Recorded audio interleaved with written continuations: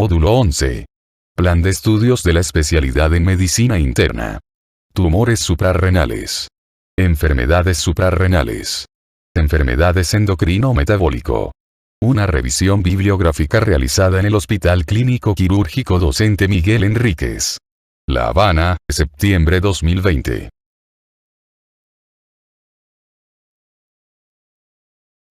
Contenido. Clasificación general. Feocromocitoma. Diagnóstico. Aldosteronismo primario. Diagnóstico. Médula suprarrenal y catecoláminas. La médula suprarrenal ocupa la zona central de la glándula suprarrenal. Las células suprarrenalomedulares se denominan células cromafines, se tiñen de marrón con sales de cromo. Las células cromafines se diferencian en el centro de la glándula suprarrenal en respuesta al cortisol. Algunas de estas células también migran para formar los paraganglios. La mayor acumulación de células cromafines fuera de la médula suprarrenal se localiza cerca del nivel de la arteria mesentérica inferior y se denomina órgano de Zuckerkandl. El término catecolamina hace referencia a sustancias que contienen catecol, o hidroxibenceno, y una cadena lateral con un grupo amino, el nucleocatecol. La adrenalina se sintetiza y almacena en la médula suprarrenal y se libera a la circulación sistémica. La noradrenalina se sintetiza y almacena no solo en la médula suprarrenal, sino también en los nervios simpáticos periféricos. La dopamina es el precursor de la noradrenalina y se encuentra en la médula suprarrenal y en los nervios simpáticos periféricos.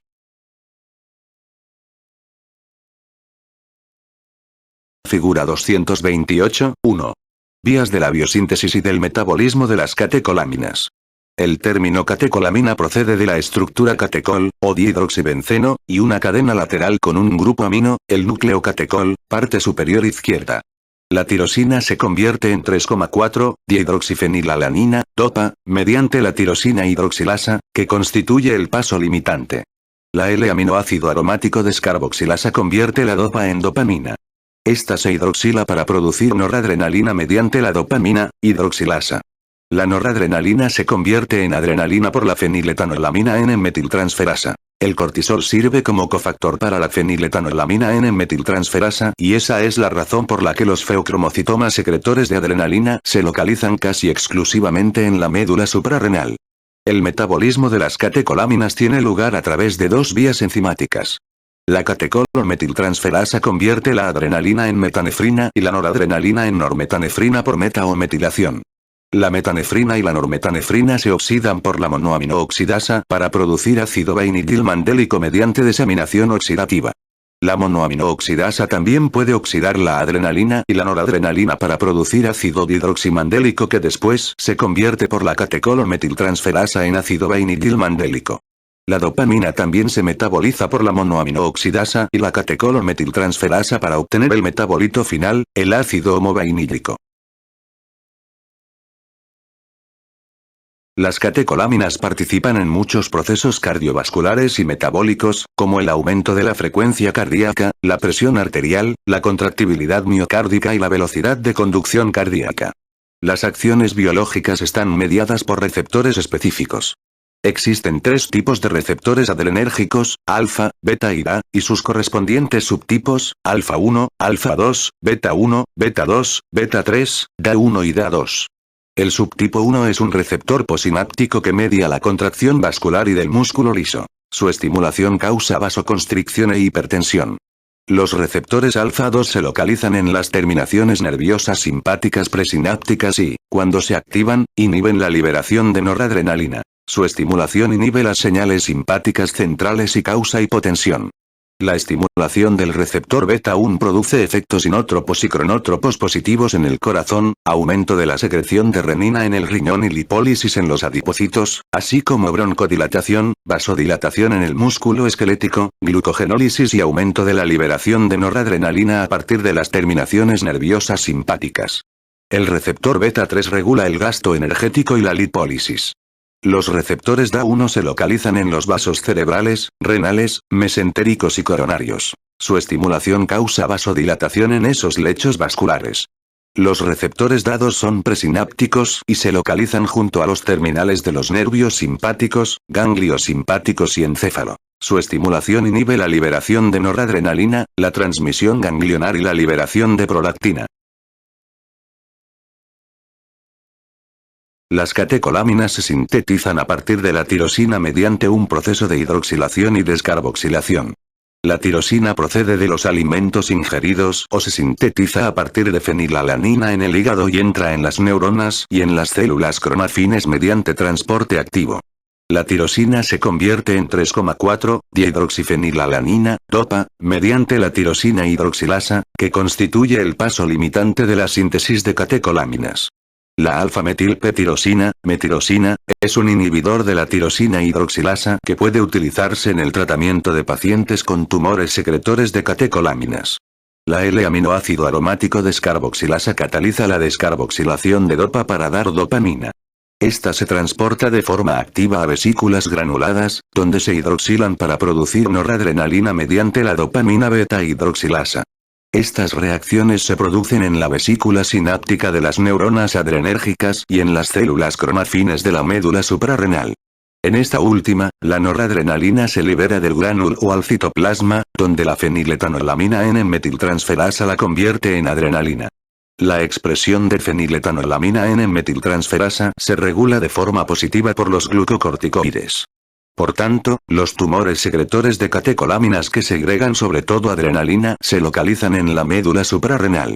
En el tejido medular normal, la adrenalina supone alrededor del 80% de las catecolaminas liberadas. La semivida biológica inicial de las catecolaminas circulantes es de 10 a 100 segundos. Por tanto, las concentraciones plasmáticas de catecolaminas varían en gran medida.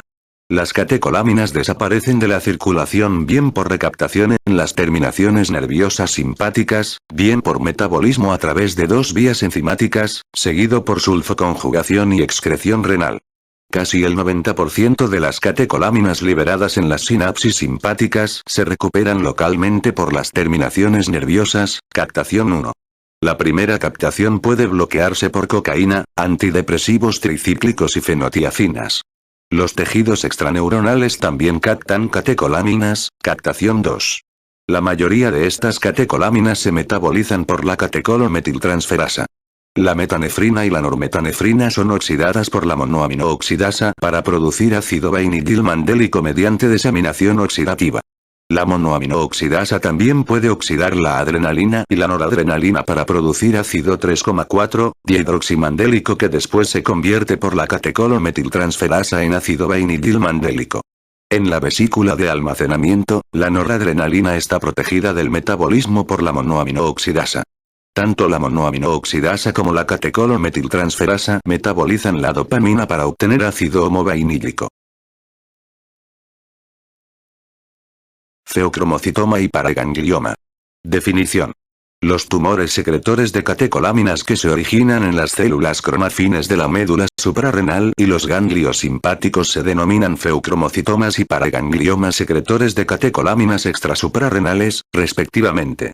Como los tumores tienen presentaciones clínicas similares y se tratan de forma parecida, muchos médicos utilizan el término feocromocitoma para denominar a ambos.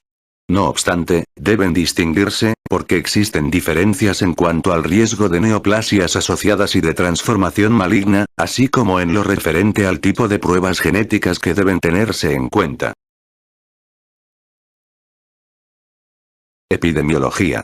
Los tumores secretores de catecolaminas son infrecuentes y su incidencia anual es de 2 a 8 casos por millón de personas. Sin embargo, hay que tenerlos en cuenta, confirmar su presencia, localizarlos y resecarlos. La hipertensión asociada se puede curar con la extirpación quirúrgica, aunque existe un riesgo de paroxismo mortal, y al menos el 10% de los tumores son malignos. Aproximadamente el 30% de los casos son familiares, por lo que la detección de este tumor, en el probando, puede permitir un diagnóstico precoz en otros familiares. Biopatología. Genética. Alrededor del 30% de los pacientes con tumores secretores de catecolaminas presentan mutaciones de las líneas germinales, mutaciones heredadas presentes en todas las células del organismo, en los genes asociados con enfermedad genética. Los tumores secretores de catecoláminas hereditarios suelen aparecer a una edad más temprana que las neoplasias esporádicas. El feocromocitoma esporádico se diagnostica por lo general por los síntomas o se detecta de forma accidental en la tomografía computarizada, mientras que el feocromocitoma y el paraganglioma sindrómicos suelen diagnosticarse en una fase más temprana de la enfermedad debido a la monitorización bioquímica o a las pruebas genéticas. Neoplasia endocrina múltiple. La neoplasia endocrina múltiple de tipo 2A es un trastorno autosómico dominante. El fenotipo asocia un feocromocitoma suprarrenal en el 50%, normalmente bilateral, aunque puede ser asincrónico, carcinoma medular de tiroides en el 100%, hiperparatiroidismo en el 20 al 30% y amiloidosis liquenoide cutánea en el 5%. El carcinoma medular de tiroides suele detectarse antes que el feocromocitoma. Se han descrito numerosas mutaciones activadoras en el protooncogen receptor para la tirosinquinasa en personas con neoplasia endocrina múltiple de tipo 2A. La neoplasia endocrina múltiple de tipo 2B también es un trastorno autosómico dominante que representa alrededor de un 5% de todos los casos de neoplasia endocrina múltiple tipo 2.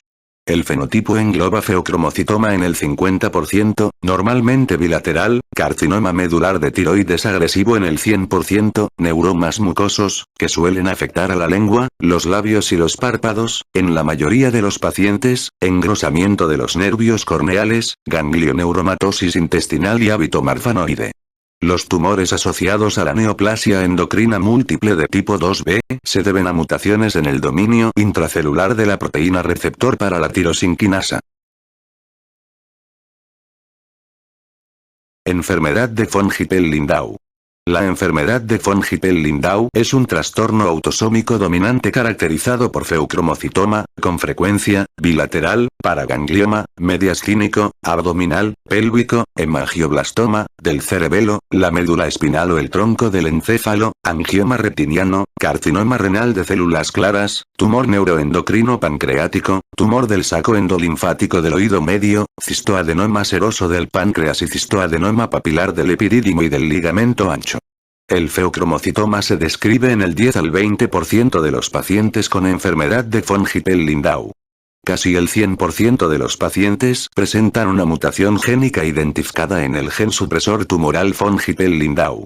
Parece que algunas mutaciones de aminoácido se asocian con una forma de enfermedad de von Hippel-Lindau que cursa solo con feocromocitoma. Neurofibromatosis.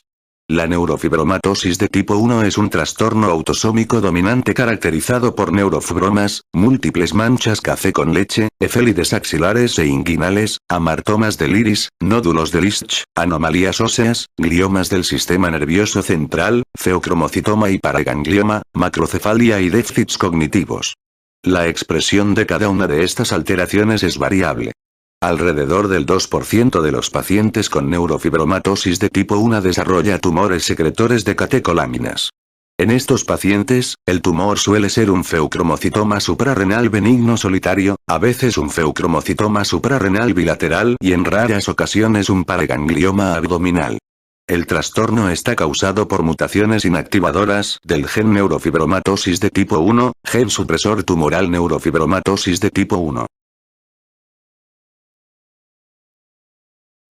Paraganglioma familiar. El paraganglioma familiar es un trastorno autosómico dominante caracterizado por paragangliomas que se localizan en la base del cráneo y el cuello, tórax, abdomen y pelvis. La mayoría de los casos de paraganglioma familiar se deben a mutaciones de los genes SDHB, SDHC, SDHD, SDAT2 y SDA, de las subunidades de la succinato deshidrogenasa, SDH, succinato, ubiquinona oxidorreductasa, que componen porciones del complejo mitocondrial 2. Se han identificado mutaciones inactivadoras de la línea germinal del gen SDHD en familias de múltiples generaciones con paragangliomas parasimpáticos de la cabeza y el cuello que suelen ser no funcionales y, en ocasiones, con feocromocitoma suprarrenal. En los pacientes con mutaciones del gen SDHD, la penetrancia depende del progenitor de origen de la mutación. Por tanto, la enfermedad no se manifiesta cuando la mutación se hereda de la madre, pero es muy penetrante cuando se hereda del padre. Este fenómeno se denomina impronta materna. Se precisan múltiples cofactores para la actividad normal del complejo SDH, como el dinucleótido de abina-adenina, FAD, en la subunidad SDH1. El FAD se une de forma covalente a SDH1, y la deleción del gen SDH2 causa la pérdida completa de la unión al cofactor FAD, flavinación, de SDH1. Las mutaciones con pérdida de función del gen SDH2, localizado en el cromosoma 11q13.1, en la línea germinal se han asociado a enfermedad en una familia con paraganglioma hereditario. Al igual que las familias con mutaciones del gen SDHD, las familias con mutaciones de SDH2 también presentan impronta materna y paragangliomas parasimpáticos que suelen aparecer en la base, el cráneo y el cuello. Las mutaciones inactivadoras del gen supresor tumoral SDHB, localizado en el cromosoma 1p35-36, se asocian con paragangliomas del abdomen, la pelvis y el mediastino. También pueden observarse feucromocitomas suprarrenales en los pacientes con mutaciones del gen SDHB. Los pacientes con estas mutaciones tienen un mayor riesgo de paraganglioma maligno. Pruebas genéticas. Desde 1990 se han descrito 15 genes distintos de susceptibilidad al feucromocitoma y el paraganglioma. Neurofibromatosis de tipo 1, receptor para la tirosinquinasa, VHL, SDHD, SDHC, SDHB, EGLN1FD2, KIF1B, SDAF2, isocitrato deshidrogenasa 1, MEN 127, SDA, MAX, IF2A-IFH, que codifica la fumaratohidratasa. Debe plantearse la realización de pruebas genéticas si un paciente presenta uno o más de los siguientes criterios. Paraganglioma, feucromocitomas suprarrenales bilaterales, feucromocitoma suprarrenal unilateral y antecedentes familiares de feucromocitoma o paraganglioma, feucromocitoma suprarrenal unilateral con inicio a una edad temprana, menor que 45 años, o bien otros hallazgos clínicos sugestivos de uno de los trastornos sindrómicos que se han explicado anteriormente. Las pruebas genéticas pueden ser complejas, ya que la evaluación de un familiar tiene implicaciones para las personas relacionadas. Se recomienda el consejo genético para ayudar a que las familias comprendan las implicaciones de los resultados de las pruebas genéticas, para coordinar las pruebas en las personas con riesgo de padecer la enfermedad y para ayudar a las familias a afrontar las cuestiones psicosociales que puedan surgir antes, durante y después de la realización de las pruebas. Manifestaciones clínicas. Los tumores secretores de catecolamina se producen con la misma frecuencia en mujeres y en hombres, sobre todo en la tercera, cuarta y quinta décadas de la vida. Estos tumores son infrecuentes en niños. Cuando se detectan, pueden ser multifocales y pueden asociarse a un síndrome hereditario. Cuando aparecen síntomas, se deben a los efectos farmacológicos de la concentración excesiva de catecolaminas circulantes. La hipertensión resultante puede ser mantenida, en alrededor de la mitad de los pacientes, o paroxística, en alrededor de un tercio de los pacientes. El resto de los pacientes tienen una presión arterial normal. Pueden producirse síntomas episódicos en forma de crisis o paroxismos, que pueden ser muy variables en su presentación, pero que suelen asociar latidos cardíacos hiperdinámicos, palidez, temblor, cefalea y diaforesis.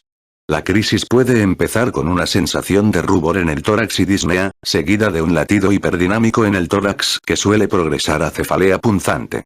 La vasoconstricción periférica con una crisis produce sensación de frialdad de las manos y los pies, así como palidez facial. El aumento de la sensación de calor corporal y la diaforesis son síntomas frecuentes que se producen al final de la crisis.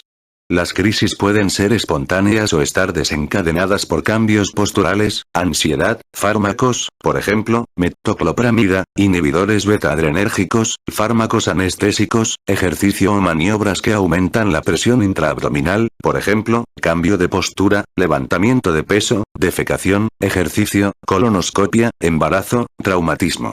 Aunque los tipos de crisis son muy variables, tienden a ser estereotípicas para cada paciente. Pueden producirse varias veces al día o solamente una vez al mes. La duración típica de una crisis de feucromocitoma es de 15 al 20 minutos, pero puede ser mucho más corta o incluso durar varias horas.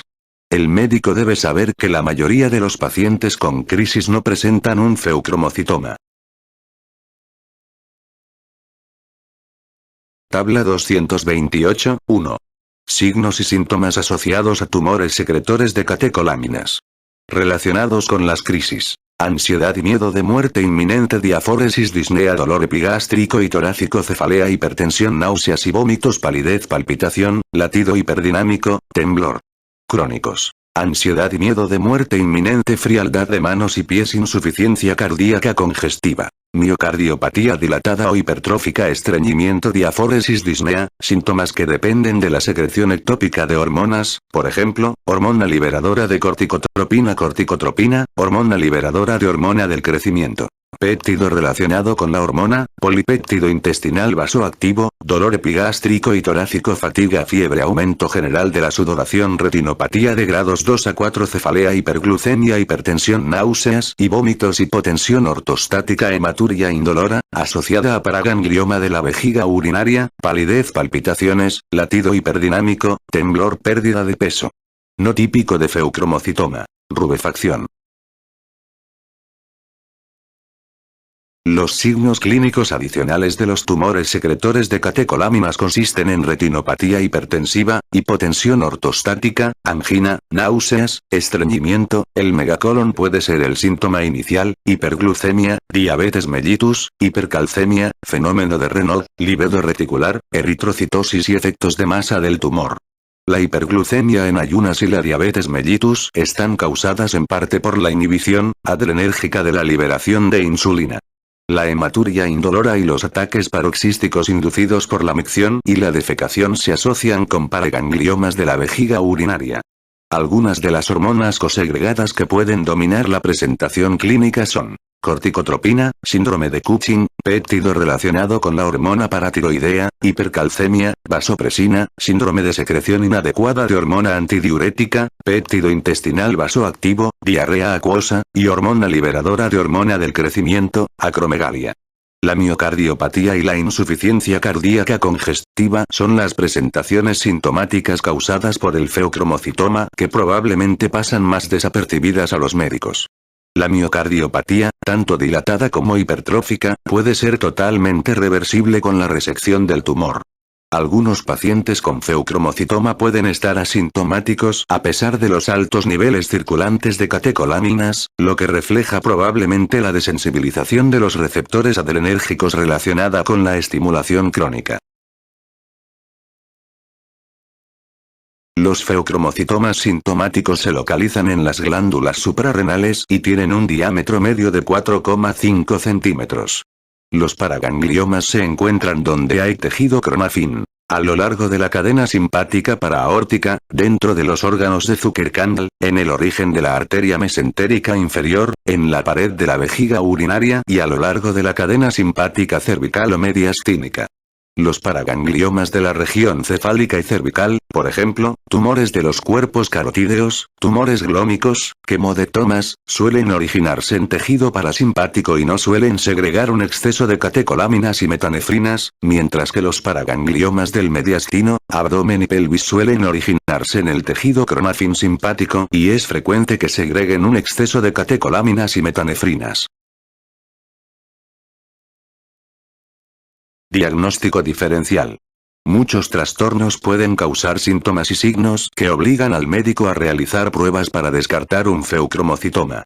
Estos trastornos afectan a numerosos aparatos y engloban trastornos endocrinos, por ejemplo, hipogonadismo primario, cardiovasculares, por ejemplo, hipotensión ortostática idiopática, psicológicos, por ejemplo, trastorno de pánico, causas farmacológicas, por ejemplo, interrupción del tratamiento con inhibidores adrenérgicos, trastornos neurológicos, por ejemplo, síndrome de taquicardia ortostática postural, y afecciones diversas, por ejemplo, mastocitosis.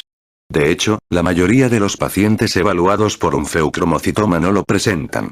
Además, las catecolaminas y metanefrinas fraccionadas pueden estar aumentadas en diversas situaciones clínicas. Interrupción del consumo de fármacos o drogas, por ejemplo, clomidina, alcohol, cualquier enfermedad aguda, por ejemplo, hemorragia subaracnoidea, migrañas, preeclampsia, y la administración de muchas drogas y fármacos, por ejemplo, antidepresivos tricíclicos, levodopa, cocaína, fenciclidina, dietilamida del ácido lisérgico, anfetaminas, efedrina, pseudoefedrina, fenilpropanolamina, isoproterenol.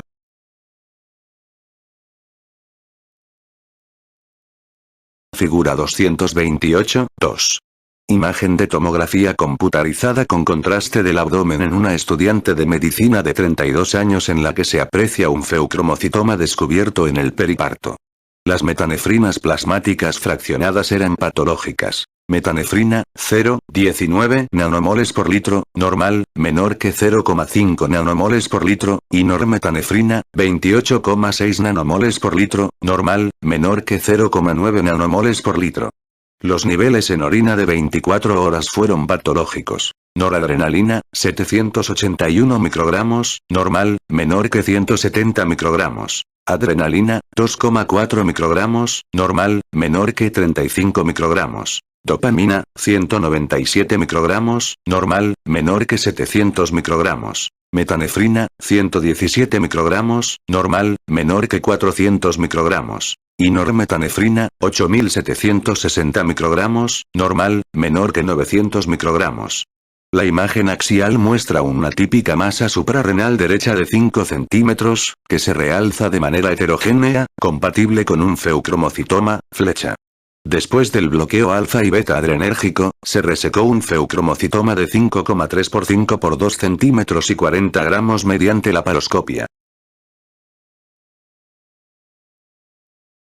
Debe sospecharse la presencia de un feucromocitoma en los pacientes que tengan uno o más de los siguientes criterios. Crisis hiperadrenérgicas, por ejemplo, episodios autolimitados de palpitaciones no relacionadas con el ejercicio, diaforesis, cefalea, temblor o palidez. Hipertensión refractaria. Un síndrome familiar que predisponga al desarrollo de tumores secretores de catecolaminas, por ejemplo, neoplasia endocrina múltiple de tipo 2, neurofibromatosis de tipo 1, enfermedad de von Hippel-Lindau. Antecedentes familiares de feucromocitoma o antecedentes de resección de un feucromocitoma e historia actual de hipertensión recidivante o crisis hipertensivas. Una masa suprarrenal descubierta accidentalmente. Hipertensión y diabetes. Respuesta vasopresora durante la anestesia, la cirugía o una angiografía. Inicio de la hipertensión a una edad temprana, por ejemplo, antes de los 20 años. Y miocardiopatía dilatada idiopática. Pruebas de laboratorio. El diagnóstico debe conformarse en un análisis de la bioquímica por el aumento de las concentraciones plasmáticas de metanefrinas fraccionadas o de catecolaminas y metanefrinas fraccionadas en la orina de 24 horas. En la actualidad, la mayoría de los laboratorios miden las catecolaminas, dopamina, noradrenalina y adrenalina, y metanefrinas, metanefrina y normetanefrina, fraccionadas mediante cromatografía líquida de alto rendimiento con detección electroquímica o espectroscopia de masas en tándem. Estas técnicas evitan los problemas asociados con el análisis urolométrico, por ejemplo, resultados falsos positivos causados por alfa-metildopa, labetalol, sotalol y contrastes radiológicos. Uno de los métodos de detección más fiables para identificar los tumores secretores de catecolaminas es la medición de las metanefrinas y catecolaminas fraccionadas en la orina de 24 horas, sensibilidad, 98%, especificidad, 98%. Si la sospecha clínica es alta, también deben medirse las metanefrinas plasmáticas fraccionadas. Algunos grupos han recomendado que se midan las metanefrinas plasmáticas fraccionadas como prueba de primera línea para detectar feucromocitomas. Tabla 228, 2. Medicamentos que pueden aumentar las concentraciones de catecolaminas y metanefrinas. Antidepresivos tricíclicos, incluida la ciclobenzaprina, levodopa. Fármacos que contienen agonistas de los receptores adrenérgicos, por ejemplo, descongestionantes, anfetaminas buspirona y antipsicóticos proclorperacina reserpina, interrupción del tratamiento con clonidina y otros fármacos, y etanol.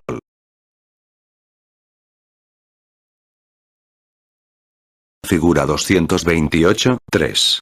Evaluación y tratamiento de los tumores secretores de catecolaminas. La sospecha clínica está desencadenada por los siguientes criterios. Síntomas paroxísticos, sobre todo hipertensión. Hipertensión intermitente, anómalamente lábil o refractaria al tratamiento. Antecedentes familiares de feocromocitoma o enfermedades asociadas. O detección accidental de una masa suprarrenal.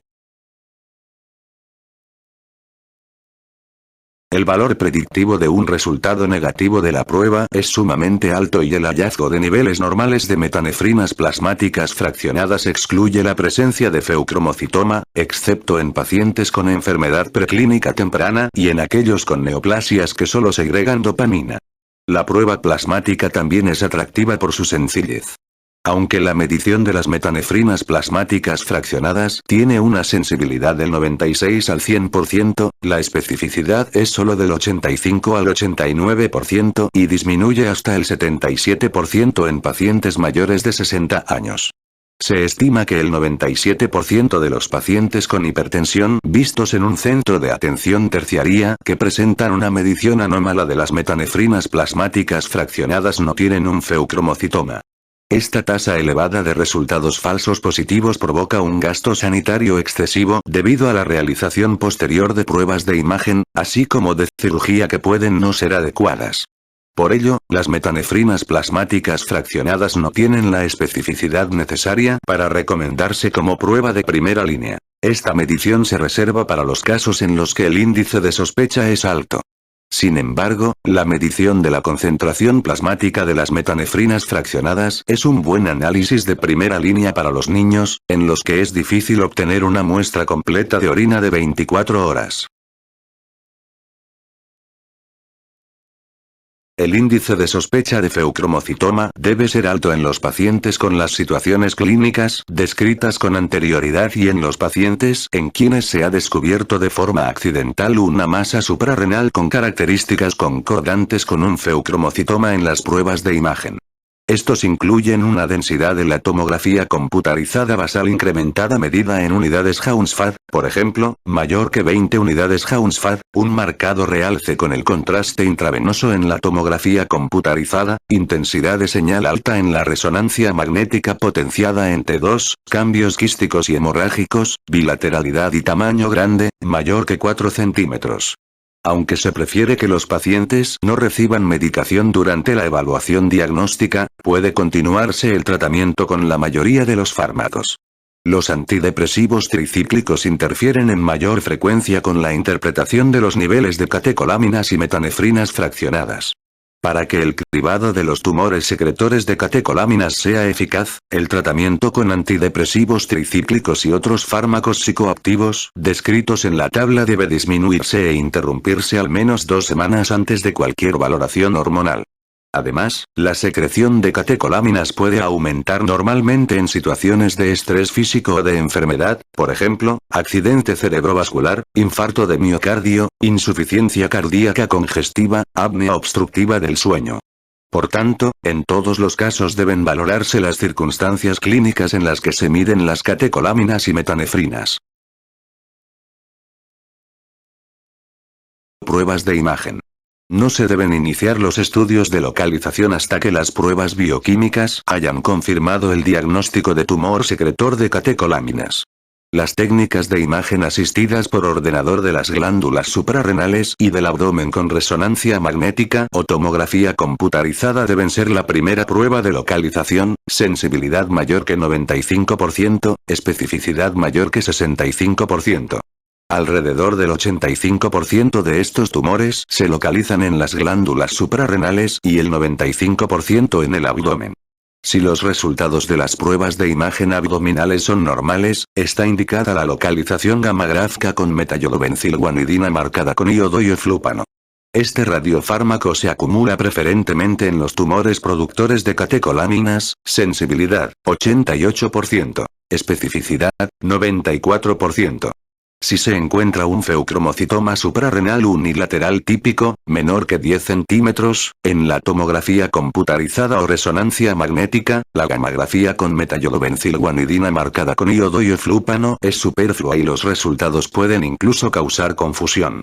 Si el feocromocitoma suprarrenal tiene un diámetro mayor de 10 centímetros o si el paraganglioma se identifica en la tomografía computarizada o resonancia magnética, la gammagrafía con metallodobencilguanidina marcada con iodo y flúpano está indicada, porque el paciente presenta un riesgo mayor de enfermedad maligna o de tener paragangliomas adicionales. La tomografía por emisión de positrones con 18F-fluorodesoxiglucosa es una excelente técnica de imagen para detectar la enfermedad metastásica. Otros procedimientos de localización que también pueden usarse, pero que no suelen solicitarse son las pruebas de imagen asistidas por ordenador del tórax y cuello, así como las pruebas de imagen de los receptores de somatostatina con cloruro de indio, pentetreótido. Debido a los notables gradientes que existen entre las glándulas suprarrenales en los pacientes sin feocromocitoma, no es útil tomar una muestra de sangre venosa suprarrenal, para medir la concentración de catecolaminas en la investigación de un feocromocitoma suprarrenal. Tratamiento médico. Está indicado utilizar algún tipo de preparación farmacológica preoperatoria en todos los pacientes con neoplasias secretoras de catecolaminas. Sin embargo, ningún ensayo controlado y aleatorizado ha comparado las diferentes alternativas. El bloqueo combinado alfa y beta adrenérgico es una alternativa para controlar la presión arterial y prevenir las crisis hipertensivas intraoperatorias. El bloqueo alfa adrenérgico debe comenzarse 7 a 10 días antes de la operación para normalizar la presión arterial y expandir el volumen sanguíneo contraído.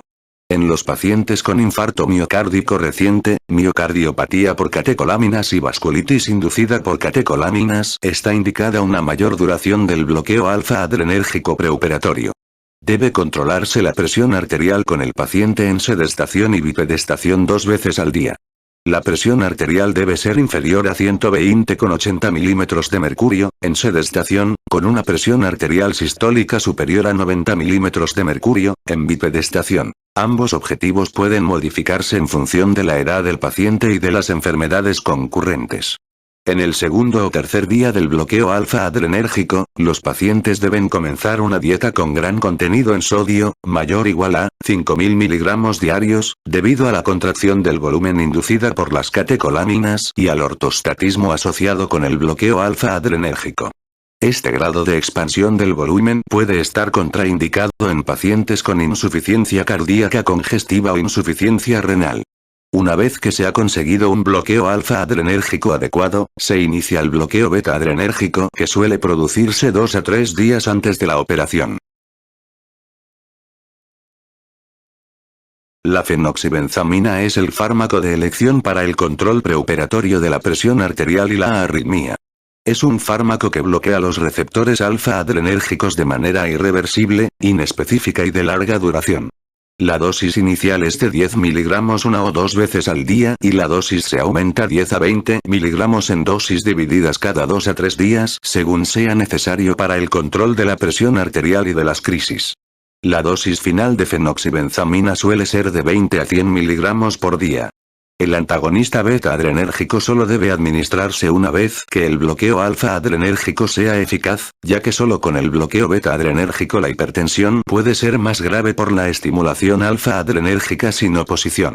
El bloqueo beta adrenérgico preoperatorio está indicado para controlar la taquicardia asociada tanto con las concentraciones altas de catecolaminas circulantes como con el bloqueo alfa adrenérgico. El médico debe ser cauteloso con los pacientes asmáticos o con insuficiencia cardíaca congestiva. El exceso crónico de catecolaminas puede producir una miocardiopatía que puede manifestarse al iniciar el bloqueo beta adrenérgico y causar un edema pulmonar agudo. Por tanto, cuando se administre el bloqueante beta adrenérgico, debe utilizarse con cuidado y en dosis bajas. Otros fármacos que pueden utilizarse para preparar al paciente para la cirugía del feocromocitoma son la alfa-metilpetirosina, metirosina, y los antagonistas del calcio. Las crisis hipertensivas agudas pueden producirse antes de la operación o durante esta y deben tratarse con nitroprusiato sódico, fentolamina o nicardipino por vía intravenosa. Tratamiento quirúrgico. El tratamiento de elección del feocromocitoma es la resección quirúrgica completa. Las tasas de supervivencia quirúrgica son del 98 al 100% y dependen mucho del equipo compuesto por el endocrinólogo, el cirujano endocrino y el anestesiólogo. Una preparación farmacológica preoperatoria cuidadosa es fundamental para el éxito del tratamiento. La mayoría de los tumores secretores de catecolaminas son benignos y pueden extirparse por completo. La escisión tumoral suele curar la hipertensión. Previamente, solía utilizarse un abordaje quirúrgico abdominal por la línea media para extirpar los feocromocitomas suprarrenales. No obstante, en la actualidad se prefiere el abordaje laparoscópico en los pacientes con feocromocitoma solitario, localizado dentro de la glándula suprarrenal y con un diámetro menor de 8 centímetros. La adrenalectomía laparoscópica para los feocromocitomas debe convertirse en una adrenalectomía abierta en caso de disección difícil, invasión, adherencias o falta de experiencia del cirujano. El abordaje abdominal por la línea media anterior está indicado en paragangliomas abdominales, pero la línea media debe inspeccionarse con atención. Los paragangliomas del cuello, el tórax y la vejiga urinaria requieren abordajes especializados.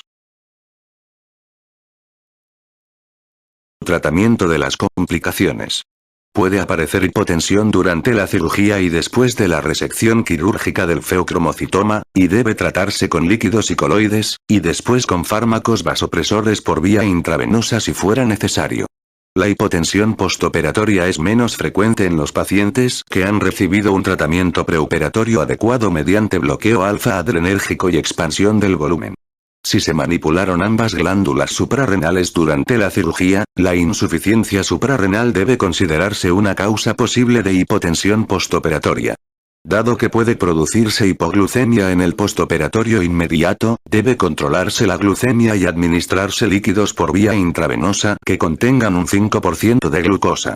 Alrededor de 1 a 2 semanas después de la cirugía, deben medirse los niveles de catecolaminas y metanefrinas fraccionadas en una muestra de orina de 24 horas. Si los niveles son normales, debe considerarse que la resección del feocromocitoma ha sido completa.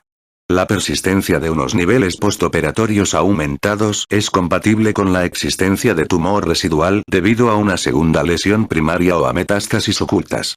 Los sitios frecuentes de las metástasis son los ganglios linfáticos, el hígado, los pulmones y los huesos. Seguimiento. La excreción de catecolaminas y metanefrinas fraccionadas en la orina de 24 horas o en el plasma debería comprobarse anualmente durante toda la vida. Las pruebas bioquímicas anuales valoran la presencia de enfermedad metastásica, de recidiva tumoral en el lecho suprarrenal o la aparición tardía de múltiples tumores primarios. No es necesario realizar un seguimiento con tomografía computarizada o resonancia magnética a menos que los niveles de metanefrinas o catecolaminas aumenten o que el tumor original se asociara con un exceso mínimo o ausente de catecolaminas o metanefrinas. Feocromocitoma y paraganglioma malignos. Resulta difícil distinguir entre tumores secretores de catecolaminas benignos y malignos en función de las características clínicas, bioquímicas o histopatológicas. La enfermedad maligna es infrecuente en pacientes con un síndrome familiar suprarrenal, pero es habitual en aquellos con paraganglioma familiar causado por mutaciones del gen SDHB. Aunque la supervivencia a los 5 años de los pacientes con feocromocitoma maligno es inferior al 50%, el pronóstico es variable. 17 alrededor del 50% de los pacientes presentan una forma indolente de la enfermedad, con una esperanza de vida de más de 20 años, y la enfermedad progresa de forma rápida en el otro 50% de los pacientes, que pueden fallecer 1 a 5 años después del diagnóstico. El médico debe valorar en primer lugar el ritmo del tumor maligno y establecer el nivel del tratamiento según la agresividad del comportamiento del tumor. Está indicada una estrategia multidisciplinaria individualizada para controlar los síntomas dependientes de las catecolaminas, los efectos de masa local y la carga general del tumor. Feocromocitoma durante el embarazo. El feocromocitoma durante el embarazo puede causar el fallecimiento tanto del feto como de la madre. El procedimiento de diagnóstico bioquímico es el mismo que para las pacientes no embarazadas. La resonancia magnética sin gadolinio es la prueba de imagen preferida y la gammagrafía con metaiodobencilguanidina marcada con iodo y flúpano está contraindicada. El tratamiento de las crisis hipertensivas es el mismo que para las pacientes no embarazadas, excepto por el uso de nitroprusiato, que debe evitarse. Aunque existe controversia sobre el tratamiento más apropiado, los feocromocitomas suprarrenales deben resecarse con rapidez tras el bloqueo alfa o beta adrenérgico, si el diagnóstico se realiza durante los primeros 2 trimestres del embarazo. La preparación preoperatoria es la misma que en mujeres no embarazadas. Si la paciente se encuentra en el tercer trimestre del embarazo, se recomienda una operación para una cesárea y extirpación del feocromocitoma suprarrenal al mismo tiempo. Debe evitarse el parto espontáneo. El tratamiento de los paragangliomas secretores de catecolaminas durante el embarazo puede requerir una modificación de estas directrices, en función de la localización del tumor.